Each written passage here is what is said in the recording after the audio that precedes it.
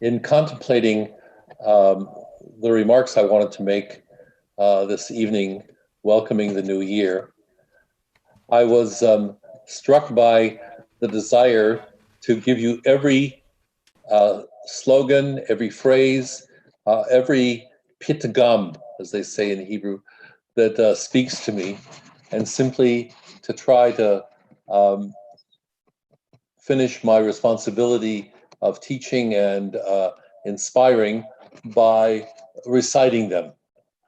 So I compromised with myself. I'm going to do a little bit of that, and I'm going to do a little bit of trying to make some sense of our current situation. Um, I'd like to suggest that we close the prayer book for a moment. And one of the tasks, writes David Boyarin, of a successful culture is to preserve the old while making it nevertheless new, to maintain continuity with a tradition without freezing it. Another one of the favorite phrases that struck me very powerfully this year comes from Grace Paley. The only recognizable feature of hope is action. Benjamin Franklin wrote the following words to John Baptista Leroy in 1789. Our new Constitution is now established and has an appearance that promises permanency. But in this world, nothing can be said to be certain except death and taxes. As with many other things, Franklin was correct in his statement about the surety of death and taxes. I am confident that none of you would disagree. But I would add a third experience of life that we would also agree upon, an experience from which there is no avoidance, and that is change. Nothing in life remains the same. Nothing does and will change, as any of us who is getting on in years will attest. Physically, we change as the years go by. We simply cannot do the things we once could do, and with some of these things, like athletic activities, excel in. Our bodies just do not function with the same ease they once did. An activity as basic as getting up in the morning can become a major task for some. Certainly, our mental abilities slow down or seem to become non-existent at times. Our memories are not as sharp as they once were. We have difficulty recalling the names of objects or people's names who we know and love. Many, if not most of us, confront two of the greatest changes in our lives: the need to give up driving and the need to downsize our homes. For some, this means giving up one's independence and moving into an assisted living facility or skilled nursing home. Finally, there is the most significant change in our lives: the death of loved ones and friends. We are challenged with the task of being successful and intentionally sacred in our aging process. And a large part of that depends on how we can deal with changes.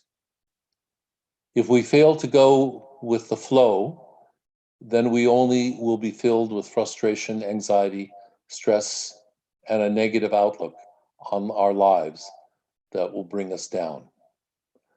On the other hand, if we give in too easily, we will not retain the muscle mass, the brain dexterity that is significant in keeping us as active as possible.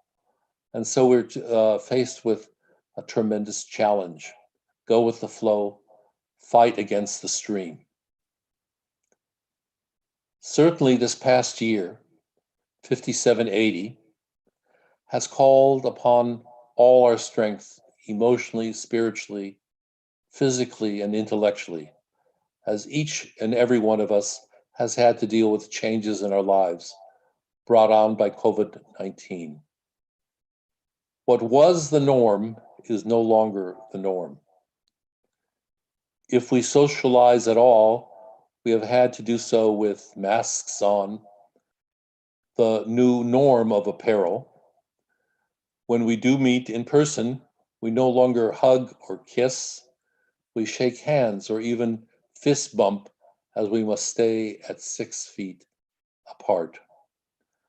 I remember early in the pandemic conducting my first funeral and being struck by how difficult it was when people refrained from embracing each other and comforting each other.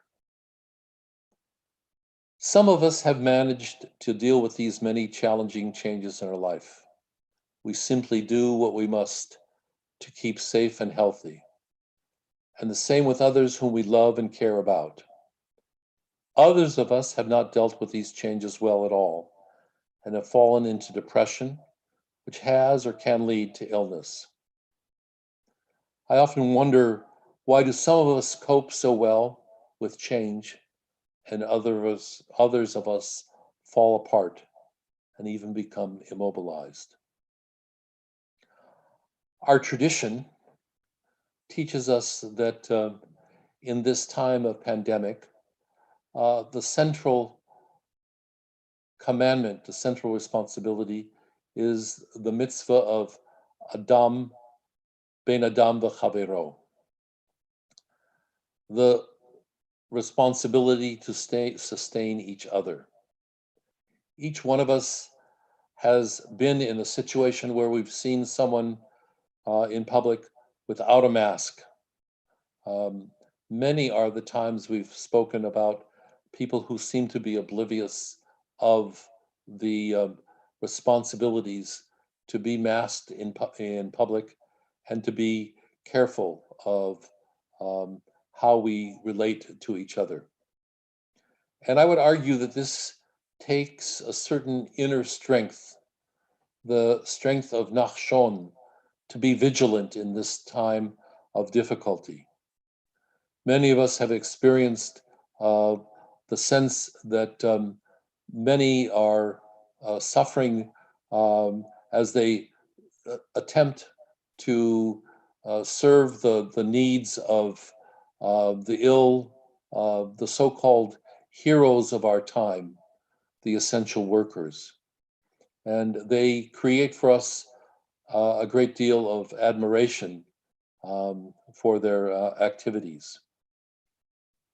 The second responsibility I think we have is not only Adam ben Adam v'chavero, ben Adam la'atzmo. The second responsibility I think we have is a responsibility for self-care. I believe it has something to do with an individual's ability to retool and reinvent oneself, adjusting to the changes in life. Some of us are born with this ability, as it is just our personality. I do believe, however, that others can learn to do this, as difficult and daunting as this task might be. This evening, I want to refer to two moments in Jewish history where we have had the challenge of adjusting in the midst of disaster. The first is the very famous moments after the destruction of the Second Temple. And the responsibility that changed Judaism from a temple worship, a temple that was full of animal sacrifice, to a spiritual practice, one that sought to retool and refocus our attention not on the great institution of the temple, but on the way that we can create in everyday life beauty, meaning, and a sense of connecting with the spiritual.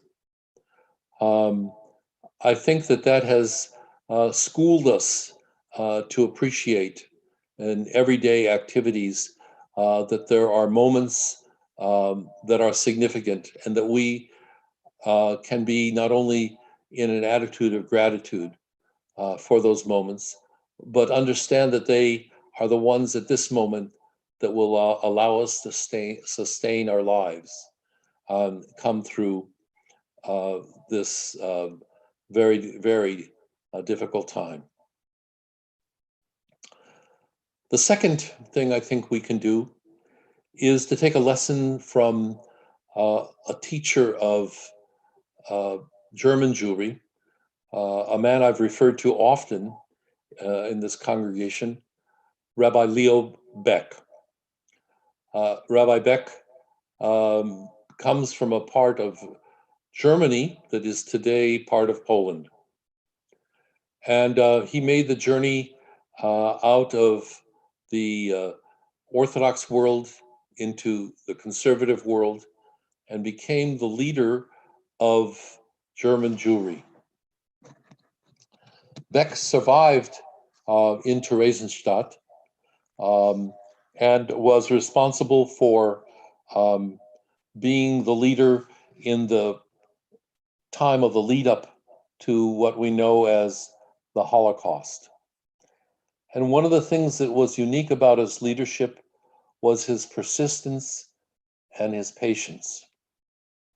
He refused all efforts to rescue him, saying that as long as there were 1 million of Jews in Germany, his responsibility was to be with the people that were in Germany. And he taught a lesson that I repeat often, and I hope will be one of help for us as individuals and as a community. And that lesson is one perhaps of melancholy and sadness, but it is one of patience and persistence as well. He said, "We Jews see history with old eyes." We Jews see history with old eyes. This is not the first time we have been confronted by the challenges of plague, by the challenges of major breakdowns of the structural system of our infrastructure. This is not the first time we've seen the tensions in a society. And we have understood that it is our responsibility not only to try to repair, to heal, and to care for those who are injured, but it's also our responsibility to have the patience and the persistence to understand that there will be another day. There will be changes. And to understand that sometimes the beginning of change begins in the darkest hour.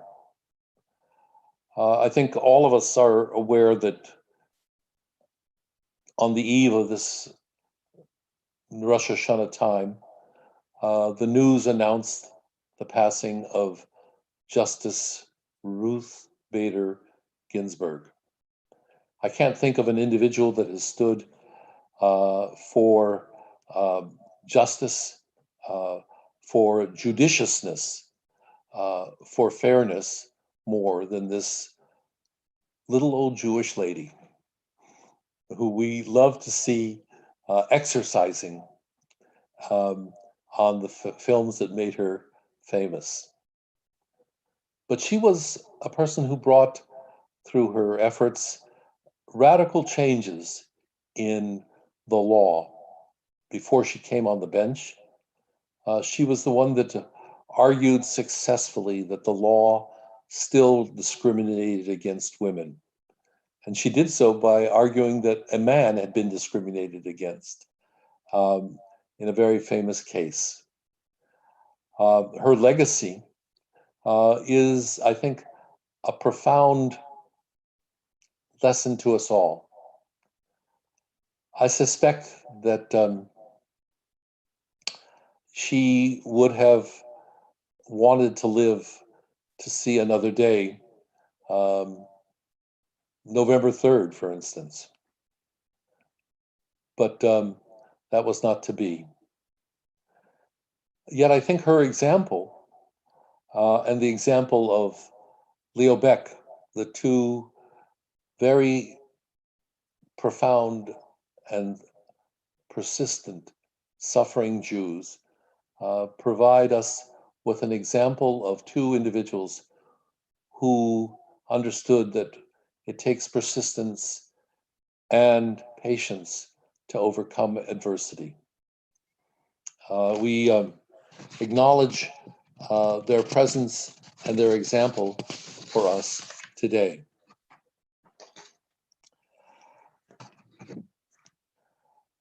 Abraham Joshua Heschel used to argue that acts of compassion and justice tended to open the well springs of faith more than arguments on doctrine.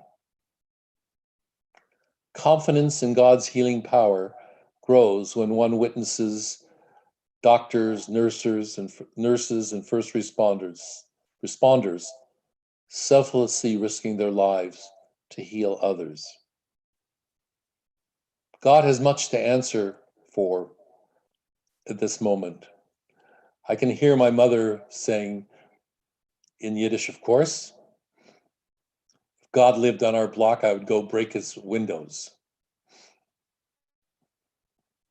But not only does God have a lot to answer for, but we do too.